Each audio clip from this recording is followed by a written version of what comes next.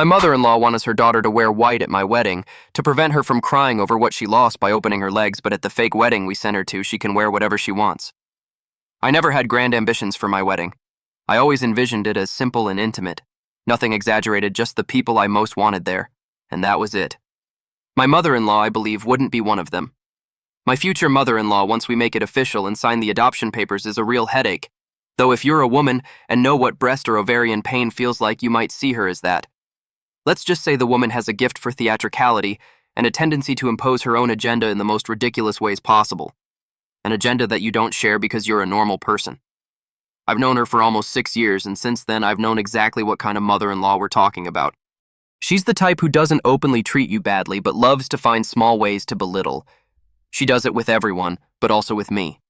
Subtle digs, passive-aggressive comments, and of course her favorite line when someone confronts her that she's brutally honest, and that's why she often clashes with people. Her son, who happens to be my fiancé, I know if I didn't say it you wouldn't know, has always avoided confronting her. It's not that he lets her get away with everything. There are limits, but when his mother starts in, he just sighs and lets his mind wander from the present. I think he must be calculating how much time she has left. You know, take her age, subtract her life expectancy, and factor in her eating habits. This was his approach until now, when he's grown impatient with Father Time and actually done something. It all started when we sent out the wedding invitations. Everything was under control. The venue booked our outfits almost ready, and we were already receiving RSVPs, or so I thought. Then came my mother-in-law's message, casually dropped in the family chat, just confirming, "My daughter can also wear white, right? She chose a beautiful dress and will look amazing next to yours." That was the first sign that my mother-in-law had lost a few screws, and if we had to look for them, we'd spend hours because they're tiny, but cause major havoc in her mind. Her daughter, my fiancé's younger sister, is in her 20s and just got divorced after a very public infidelity scandal. She's not exactly a quiet person, and I've always kept a certain distance because, to put it in terms we can both understand, she's just like my mother-in-law, a brutally honest woman in quotation marks. I waited for my fiancé to respond because sometimes he has those lapses where he decides the math isn't in his favor, but he didn't. So I typed, "White." "You mean a white dress at our wedding?" "No, your daughter's wedding. She has white in her brain because there's absolutely no gray matter." My mother-in-law responded almost instantly, "No need to take it that way. It's a very flattering cut, and after everything she's been through, I think it's important for her to feel beautiful and supported. I believe it's something that will make her look radiant and thus help her not to spend the day crying thinking about what she lost." My reply, and remember we're in the family chat, "The only thing your daughter lost were her panties and her decency. I don't think white will help with that. But before you say anything, that's just me being brutally honest. You can't get mad about that. No one was going to wear white at my wedding. It's the most basic rule of etiquette, but of course she didn't accept it, especially after my response. She sent me a private message immediately afterward, a paragraph expressing how offended she was by the things I said in the family chat, that I was an insecure bride because I couldn't bear to see someone else dressed in that color, and that the tone of my messages was inappropriate for speaking to her, an older lady. But she said she wanted to let it go, suggesting a solution for everyone, that I wear another color, perhaps champagne or light pink, and then there would be no problem. Her reasoning was that her daughter would be attending the wedding alone, and deserved, she emphasized this word, to feel special and beautiful. I read the message over and over, speechless. When my fiancé came home and I showed him the message, I could see him subtracting years from his life expectancy predictions, but he just smiled. Before he said anything, he asked if I wanted him to handle it. I told him to wait. I wanted to see how far this would go before lighting the fuse. The following days were silent. Too silent. Then came the second round. She called me acting very sweet, like a little old lady who had baked cookies, but they were poisoned because she was a serial killer and was deceiving me. All just to ask about the dress fitting. When I told her it had gone great, she reverted to her spiel. Again, she mentioned how difficult the year had been for her daughter and how the wedding could be a spiritual moment for me because I would participate in her healing. "It's just a color. Wouldn't it be beautiful if both of you wore white as a symbol of unity between two women starting anew?" I told her I didn't want to share anything with my sister-in-law, much less the things she did in some sordid hotel. She tried to act offended, and I didn't blame her because I was fed up with her. She said that being the bride didn't give me the right to be mean, and that I would officially be part of the family, so it would be best if I started working on my language and learned to defend the family. This, in case anyone missed it, means I should defend my sister-in-law's honor, even though she lost it repeatedly, and who knows in what Kama Sutra positions for months. That night, my fiancé told me he had had enough. He always tried to give his mother the benefit of the doubt, but this wasn't just overstepping boundaries, it was open disrespect. He told me that from that moment on, he would handle everything she said, and I shouldn't answer any messages without him seeing them. The first thing I did was hide all the sharp objects in the house and the rat poison. I needed him. I couldn't get married alone if he had to explain things to the police. But of course she didn't stop. During the following week, she began to spread gossip among other relatives. I received messages from an aunt who is just like my mother-in-law asking why I wanted to get married in white if I wasn't a virgin, to which I replied, and it's not true, but I needed her to shut up, that I am, we just haven't done it where it counts yet, Auntie. It took her a while to process it, but then it was enough for her not to call me again. Now let's get to what my fiancé did. No, not what I said to the aunt. My fiancé decided it was time to draw a clear line and not on his mother's head. He told her that the white dress request was inappropriate, that it was not open for debate, and that she needed to stop manipulating people to get them on her side. He first tried to see if she would understand it nicely. The next morning, his mother sent him a very long message basically saying that his sister came first, that he shouldn't let me manipulate him, and that he was her special little boy, so it would be good for him to do something for his mother. She even threw in his face in a victim tone that she had given birth to him and raised him alone, and now he was abandoning her for someone who didn't understand their bond. He didn't reply. He simply showed me the message and rolled his eyes. To be honest, I had prepared for the worst. I thought maybe he would waver, that he would tell me he was caught in the middle, or that he would ask me to give in to keep the peace, but no. He looked me directly in the eyes and said, "You don't have to cook today. I'm going to order a couple of large pizzas, but first I need to deal with my mother." I knew he loved me, but hearing him say it with such certainty made me feel like I had an army by my side, although mostly I was just hungry. Even so, we didn't trust that my mother-in-law wouldn't try something else. She was too accustomed to getting her way and to people caving to her subtle manipulation. So we started planning contingencies. The first thing was to ask our wedding planner to designate a family liaison, a person responsible for managing drama and deflecting chaos away from us on the big day. We chose his cousin Jordan, who was well acquainted with my mother-in-law's tactics, but more importantly, he's in the army. If anyone can diffuse serious problems like my mother-in-law, it's him. And because we also assumed he must have access to heavy artillery, perhaps a couple of tanks, or if we were lucky, a nearby aircraft carrier to do the job for him. The second thing was to subtly change some of the information. We had already sent out the official invitations, but we moved the actual ceremony location to another venue. We made sure that all the guests who truly mattered to us had the updated details and that they didn't share them with anyone, especially not with my mother-in-law. We changed the event code for transportation reservations, everything. Don't worry, the new venue was part of the same chain, and since there had also been issues with the original one, everything fit perfectly. The plan was for my mother-in-law to arrive with my sister-in-law both dressed in white if they wanted, ready to make a scene at a place where we wouldn't be. Harsh perhaps, but even more fun. We just needed someone to film them, and the place had cameras. Before we reached that moment, her behavior continued to worsen. A week before the wedding, she showed up at my dress fitting unannounced. She wasn't invited, but there she was with her mother-in-law face. I don't know how she found out where the appointment was, but she walked in like she owned the place with her daughter behind her. They paraded around the mirrors, making comments about my dress and suggesting unsolicited improvements, such as that I should wear my hair down so it wouldn't clash so much with her daughter's color palette. The staff were visibly confused. One of the employees quietly asked me if these two were supposed to be there. I told her no. They were people from a nearby psychiatric hospital who are sometimes allowed out, but they're harmless, and you just have to let them interact with the real world for a while. Any problems that arose, I had something in my purse for them. She asked if it was food, and I said no, but I could use it on their teeth. Right in the middle of their comments, my fiancé called. I put him on speaker without warning, and as soon as he heard his mother's voice in the background, he asked what she was doing there. She must have heard him because she started to sweeten her tone, saying she just wanted to see me shine, that my dress was beautiful, and that perhaps she and her daughter could elevate the elegance of the wedding. She wasn't wrong. It was going to detract from the wedding because there was no one there until those two arrived and transformed it into a wedding for two, a wedding between her mother and her daughter. He didn't raise his voice, but he stopped her immediately. He told her that crashing my fitting was not okay, and that if she kept testing the limits, she would be uninvited. That certainly got her attention.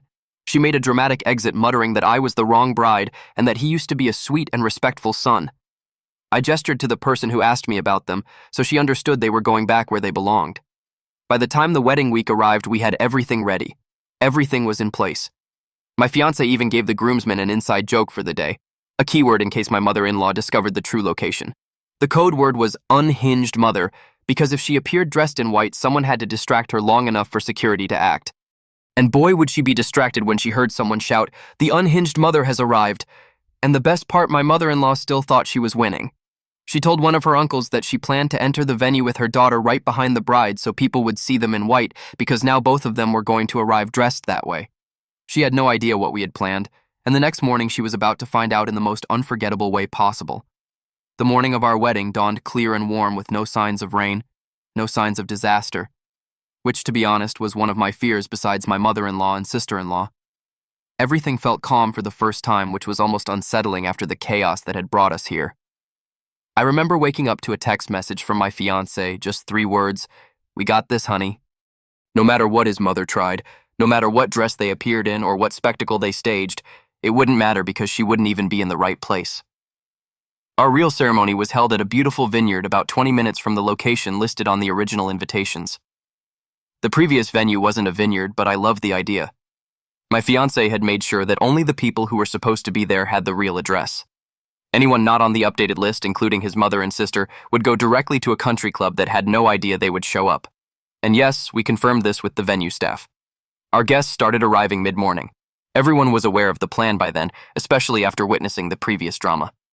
Most were relieved. Honestly, no one wanted to witness a disaster with my mother-in-law at the wheel.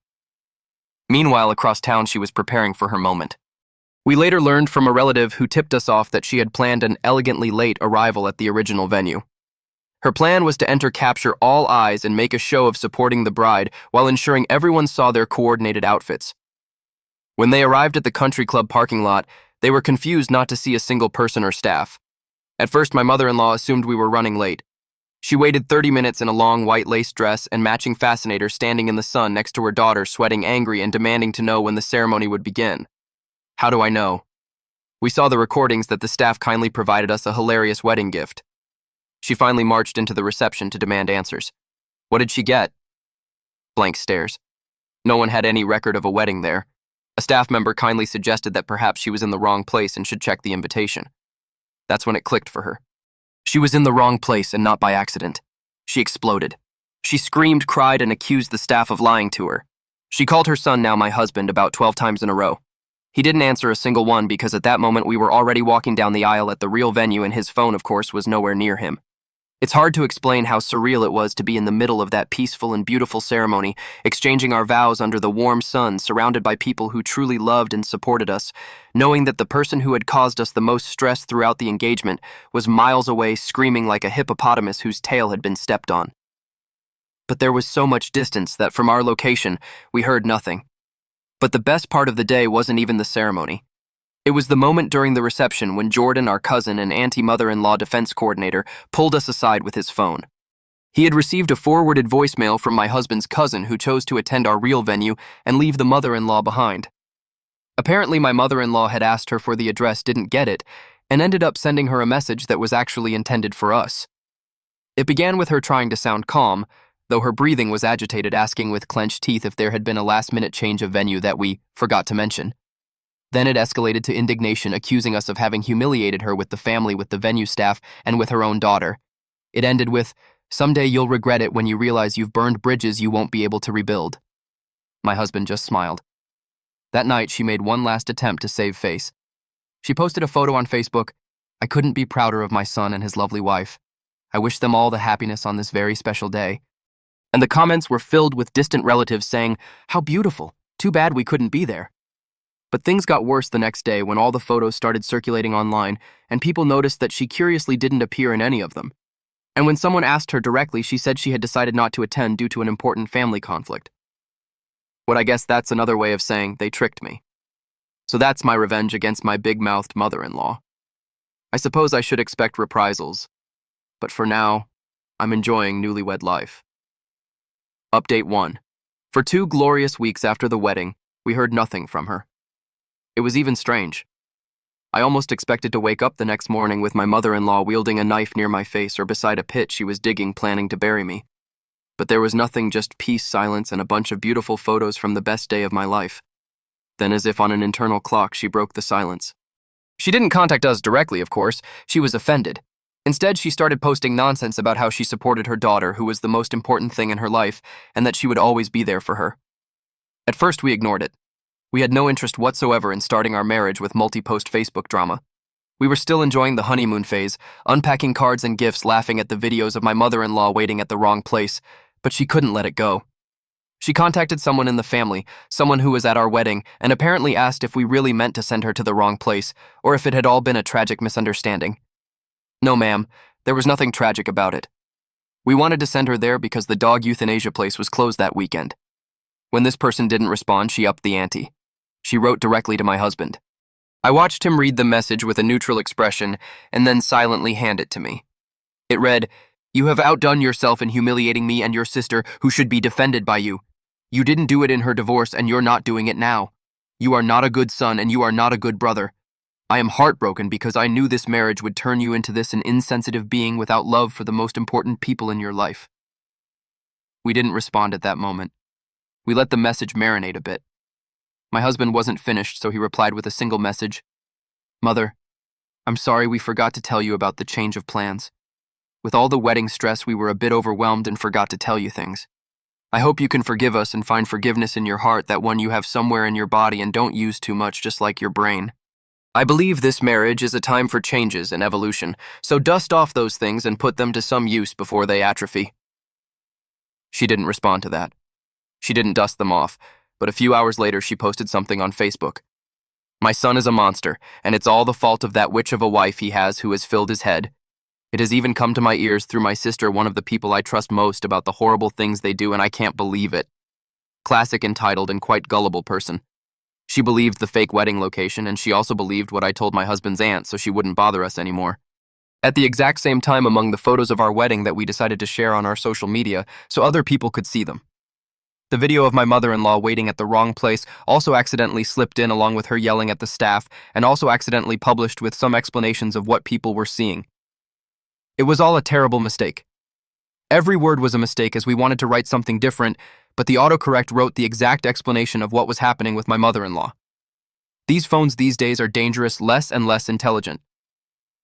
I think my mother-in-law doesn't have a single drop of credibility left, because while there are people who support her for what we did, which to them is as serious as slapping the Queen of England, they do so in private.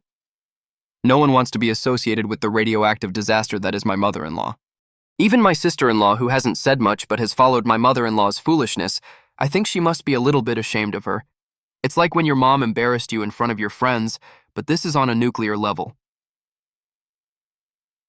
Update 2. If she thought things couldn't get more humiliating after missing the real wedding, she was wrong. About 2 weeks after we returned from our honeymoon getaway, which it should be noted was 2 months after our wedding, word started circulating that my mother-in-law had decided to organize a pregnancy celebration dinner. She thinks that because we went on our honeymoon and this time we did it the right way, in quotation marks, because she still thinks what I told her sister was true. Now I'm pregnant. We had to clarify that I wasn't pregnant, at least not that I knew of, because we certainly did everything right so that I could be during the honeymoon. Sue me, it was our honeymoon.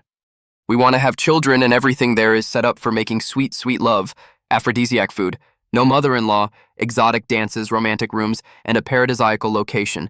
You're not going to file your taxes there, are you? No. Everything screams sex, sex. But that wasn't even the craziest part. That was my mother-in-law's doing, not what we did on the honeymoon. Her daughter, my now officially sister-in-law. I have the certificate in my drawer that says I'm officially married to my husband, finally exploded. We found out the next morning from 3 different relatives, all with very similar accounts. She accused her mother of being obsessed with controlling everyone else's important milestones. She said she was fed up with being dragged into her games and being blamed for things she didn't even support, that she no longer wanted to pretend she was okay with her selfishness. And to top it off, at a family event, she shouted loud enough for everyone to hear that she didn't want to wear white and that it was all her mother's plan, that she was fed up with her and couldn't stand her anymore. A deathly silence followed, and then my mother-in-law burst into tears and fled the place. One person extended their hand and very softly yelled, "Don't go," but then quickly returned to the snack tray. Later that week, she sent a message to my husband. She didn't say much, just that she regretted how everything had happened and wished she had stood up to her sooner. I'm a bit surprised. My sister-in-law, whom I thought was a minion of my mother-in-law, isn't so much. She might be unfaithful. She might be a bad wife. She might be terrible at singing, but not like my mother-in-law. Wow, I didn't expect that. Update 3. I have a very sad update to tell you. My mother-in-law missed the birth of my son. Last week I gave birth, but she wasn't even in town. After several months of trying to reason with my husband to let her meet him, he told her that in these 2 years since we got married, she had never apologized, so she wasn't allowed to be in our lives. And you know what she did? She went on an offended trip so as not to be here when our son was born, a kind of declaration of, I don't care and I have better things to do. For us, it was perfect less mother-in-law in our life. But the trip didn't end so well for her because she suffered a fall on an excursion and fractured a leg. Nothing serious. Her mouth still works for complaining. My husband decided to send her a card because she spent a few days hospitalized until they allowed her to return. It was a card wishing her a speedy recovery, a sincere message. But also as a joke, we added, now you're wearing white just like you wanted, because we assume they put her in one of those white hospital gowns. We know she's okay, and we're not insensitive people, even though she, after years of acting entitled, has stripped us of a good part of our sensitivity and humanity, at least when it comes to her, M.